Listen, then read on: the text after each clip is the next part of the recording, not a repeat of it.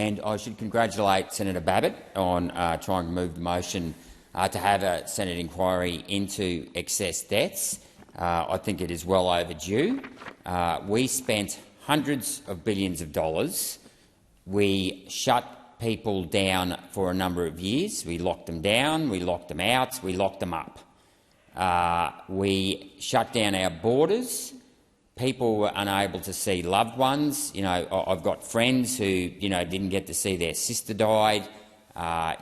Extremely traumatic circumstances where people were denied their fundamental human rights, all in the name of keeping us safe. And yet here we are in March 2023, 3 years since the actual pandemic, almost to the weekend actually, since we engaged in this experiment, for want of a better word, and it looks like tomorrow we will see close to 190,000 deaths recorded in 2022. Now, that is almost more than 30,000 deaths higher than what was recorded in 2019, despite the fact that we've only had a couple of % increase in the population. And at one point there we actually had a decrease in the population when everyone decided to pack up and get out if they could, those people who had other passports and things like that. So we deserve an inquiry because the premiers promised that they would keep us safe. We heard it ad nauseum, back to back, every day for about 2 years, 2.5 years straight. And yet this is where we're at. Now, I think that examining 2022 excess deaths are very important, but I actually think it's also very important to examine excess deaths in 2021. And the reason why examining excess deaths in 2021 is so important is that there was next to no COVID in the community throughout that year. Therefore, we have a very clear delineated set of numbers that can't be tainted by allegations of long COVID or anything like that. And I just want to run through what happened in 2021. In 2021, we had 171,298 deaths. This is according to the ABS. In 2020, we had 162,592 deaths, and in 2019, we had 164,800 deaths. So because of the lockdowns in 2020, we had approximately 2,300 less deaths because of the lockdowns in 2020 than we did in the prior year. So, then we go to 2021, we've had a jump of 9,000 deaths. So those people that want to claim that maybe this was a catch-up, the jump in excess deaths in 2021 was a catch-up from the lockdowns in 2020, I would argue that that is a fair point to make. However, 9,000 is much greater than the 2,300 deaths decline. The other thing we need to note that in 2021, New South Wales, the biggest state in Australia, with a third of Australia's population, was actually locked down for almost 3 months, in tandem with Victoria, that was locked down for about 2 months. So Victoria was locked down for the same period of time as it was in 2020, plus we had 3 months of lockdown in New South Wales. So there is a fair argument to say that the number of deaths in 2021 should have actually been as low, if not lower, than 2020 because of the extended lockdowns in 2021. But they weren't. They weren't lower. They were almost 9,000 lives higher.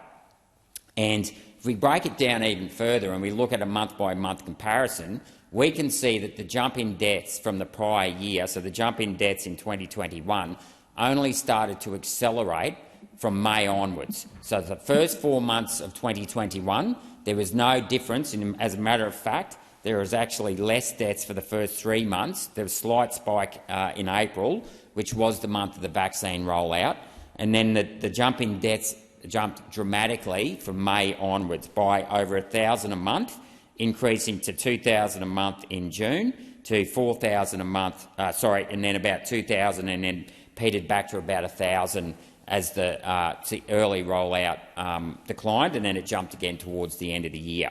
So that's significant for a number of reasons. That 9,000 increase in deaths only occurred in the last 8 months after the rollout of the vaccine.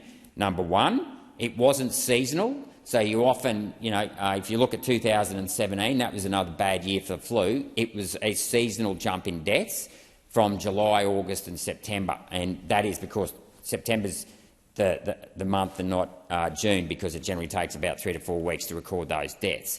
So we have had a significant increase of 3 standard deviations from the mean, which is a sigma 6 event, which is a 1 in 1,000 event, in 2021. Now, the other statistic that is really worth noting in 2021 is that the jump in deaths actually occurred, the largest jump in deaths actually occurred in the states that had no COVID whatsoever. So the largest jump was in actually WA, I think, in all places, of about 9%, followed by Queensland, which had a jump of 10%, and then the other states like Tasmania and South Australia. And Victoria and New South Wales, that actually had some COVID, didn't have any, had actually a lower drop in mortality, or a lower increase in mortality. And that would be explained by the lockdowns, which tends to reduce the number of deaths, especially in younger people who have less accidents, less car accidents and things like that. So it's really worth noting, asking yourself what happened in 2021 that didn't happen in 2020. And of course, and what happened, and we can refine that even more, what happened after April 2021, because that's when the spike in deaths happened, and what happened in those states that didn't have COVID. And of course, there is only one obvious conclusion to that, and that is the rollout of the vaccine. So if we then go to jump to 2022, we can actually see in the early months of 2022 that the jump in deaths spiked again from late 2021, and that was highly correlated with the rollout of the booster shot, as well as the rollout to young children and teenagers. And it is worth noting that just this week, ATAGI has admitted that the risk of myocarditis is greater in people younger than 30 if they receive the vaccine than it is from the virus. Now, can someone please explain to me why ATAGI didn't identify this risk before they rolled out the vaccine to young children, number one, and why they ignored the advice of the Doherty Institute that the federal government commissioned in August 2021, where the advice was that they didn't need to give it to teenagers, the vaccine to teenagers or children, because it wouldn't make any difference to transmission. And this was throughout the period when they were trying to say it would stop transmission. As we all know now, it never actually stopped transmission or infection in the first place. But anyway, let's just put that to one side. So, yet again, why weren't these risks identified, and why aren't we looking at the increase in excess deaths, which in 2020, I haven't actually counted the number of standard deviations from the mean in 2022, but it's actually more than 3 standard deviations. But we are looking at a very, very low probability. And it's worth noting that just today it was reported in The Australian by an extremely good journalist, Adam Crichton, that the number of excess deaths, Sweden, who didn't lock down at all, has one of the lowest increase in excess deaths over a 3-year period than most other countries in the world. Australia was 5th lowest, and then Sweden was lower than that. So you have to ask yourself, did all these lockdowns really make a difference at the end of the day? Because we certainly don't see that reflected in the numbers from 2021 onwards.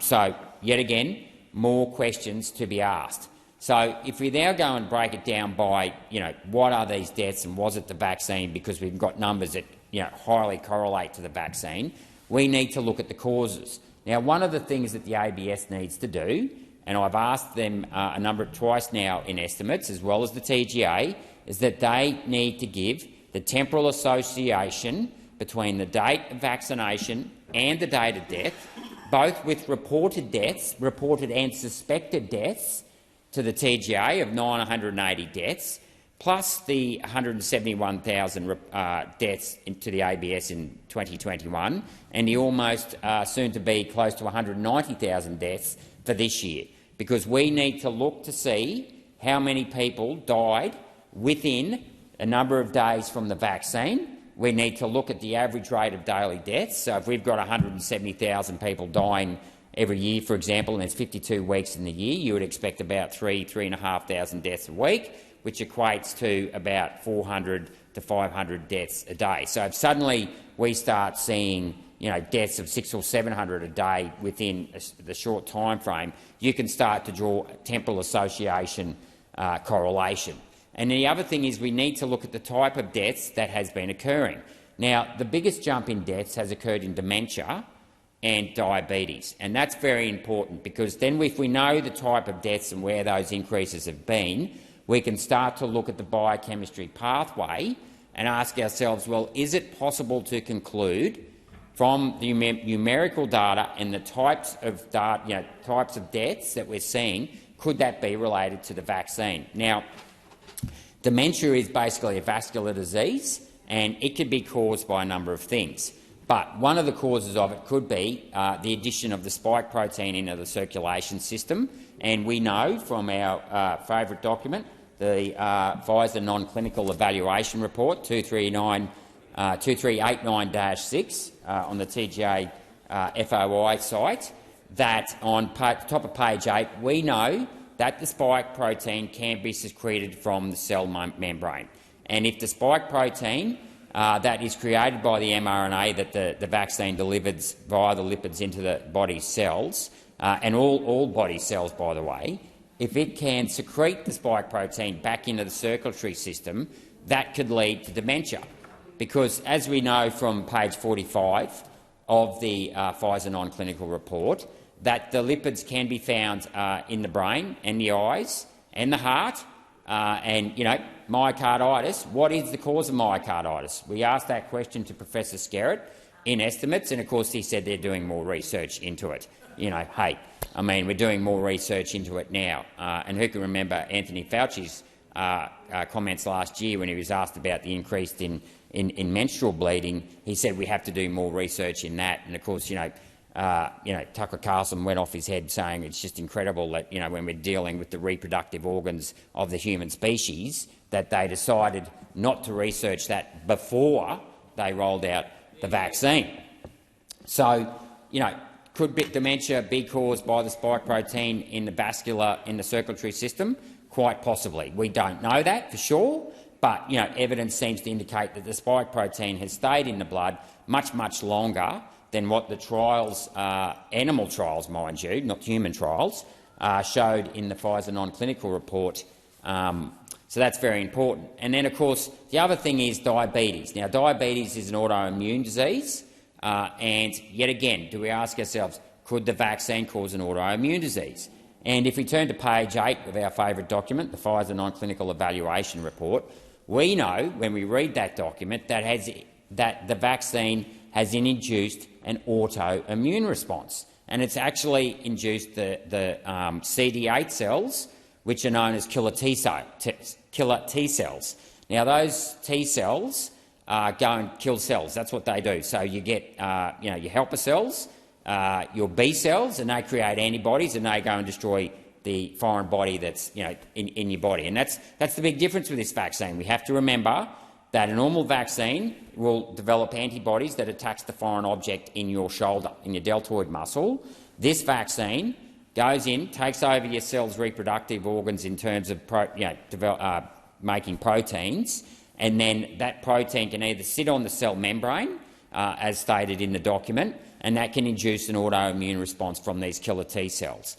Now, what's scary about this is that they also, page 45 of the document shows that these lipids can enter your spleen, your bone marrow and your lymph nodes. Now, these are responsible for regulating your immune system. Our bone marrow creates white blood cells, our spleen creates red blood cells. If we start messing around with the organs that are meant to protect us, our immune cells, well, then we can start getting autoimmune problems. And it's very important to note that the virus itself couldn't get into those immune organs because the spleen and the bone marrow don't have ACE receptors, which the virus did. So we need to ask ourselves, is it possible that there is a correlation between the fact that this vaccine creates an autoimmune response and induces killer T cells and then to the increase in diabetes? And these are the things, and this is why Senator Babet quite rightly wants a Senate inquiry into excess deaths, and I'd like to conclude by supporting him in that move. Thank you, Senator Rennick.